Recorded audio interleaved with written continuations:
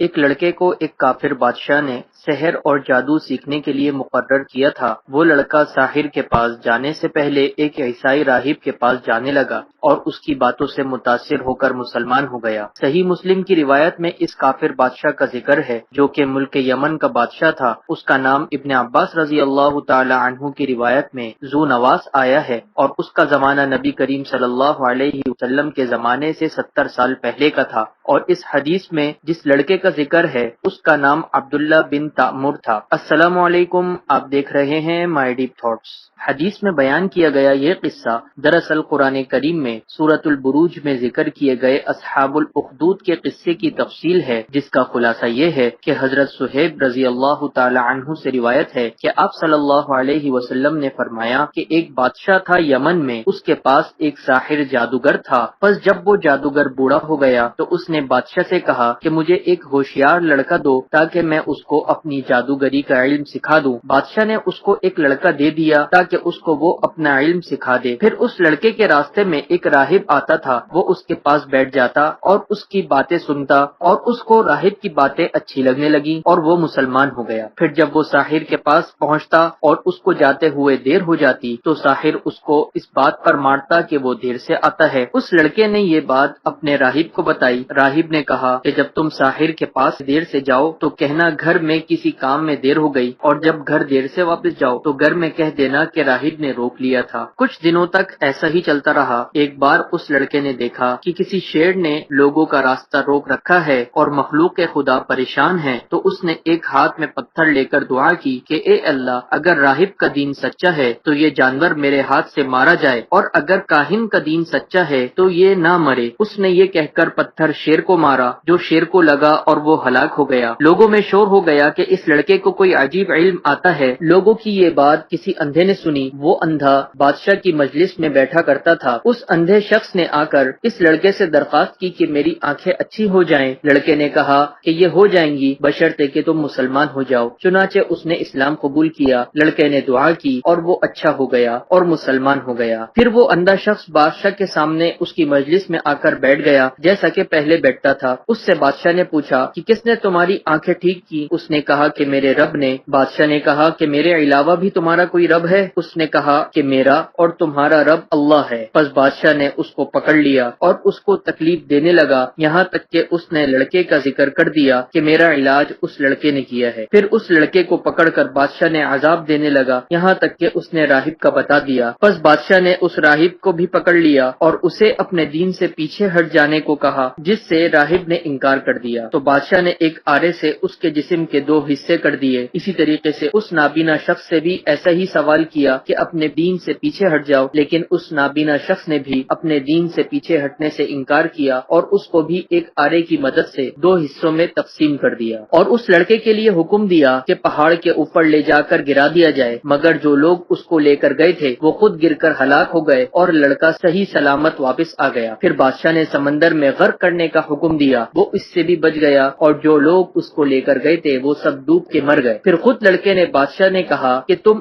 مجھے مارنا چاہتے ہو تو لوگوں کو ایک میدان میں جمع کرو، پھر مجھے سولی پر چڑھا کر میرے ترکش سے ایک تیر نکال کر مجھ پر چلاؤ، اور چلاتے ہوئے بسم اللہ رب الغلام، یعنی میں شروع کرتا ہوں اس لڑکے کے رب کے نام سے، یہ پڑھ کر تم تیر چلاؤ۔ اگر تم ایسا کرو گے تو تم مجھ کو قتل کر پاؤ گے۔ چنانچہ بادشاہ نے ایسا ہی کیا اور وہ لڑکا مر گیا۔ یہ دیکھ کر لوگوں نے کہا کہ ہم اس لڑکے کے رب پر ایمان لے کر آتے ہیں۔ بادشاہ بڑا پریشان ہوا اور ارکان سلطنت سے مشورے سے بڑی بڑی خندقیں آگ سے بھروا کر اشتہار دیا کہ جو شخص اسلام سے نہ پھرے گا اس کو اس آگ میں جلا دیں گے۔ چنانچہ بہت سے آدمی جلا دیے گئے، صرف ایک عورت جس کی گود میں ایک بچہ تھا، اس کو آگ میں گرنے سے ذرا جھجک ہوئی تو چھوٹا سا بچہ بولا کہ اماں جان صبر کرو کیونکہ آپ حق پر ہیں۔ جو لوگ اس طرح دہکتی ہوئی آگ میں جلا کر اس ظالم نے قتل کیے، ان کی تعداد بعض روایتوں میں 12,000 اور بعض میں اس سے بھی زیادہ منقول ہے۔ اور یہ لڑکا جس کی کرامتوں کا ذکر ہو چکا ہے اور یہ کہ اس نے خود بادشاہ کو اپنے قتل کی یہ صورت بتلائی کہ تم میرے ترکش سے تیر لو اور اس پر بسم اللہ رب ھذا الغلام پڑھ کر میرے اوپر تیر چلاؤ تو میں مر جاؤں گا، اس ترکیب کے ساتھ لڑکے نے تو جان دے دی، مگر اس واقعے کو دیکھ کر بادشاہ کی ساری قوم نے نعرہ لگا دیا اور اپنے مسلمان ہونے کا اعلان کر دیا۔ کافر ظالم کو حق تعالی نے دنیا میں بھی خائب اور خاسر بنا دیا اور آخرت میں بھی اس کے لیے دردناک عذاب ہوگا۔ کیا آپ جانتے ہیں کہ انسانوں کے مختلف رنگ کیوں ہوتے ہیں اور اس کی کیا وجہ ہے؟ تو حدیث پاک میں حضور پاک صلی اللہ علیہ وسلم نے اس کی مکمل تفصیل بیان فرمائی ہے، جس کو ہم نے اپنی ایک ویڈیو میں ذکر کیا ہے،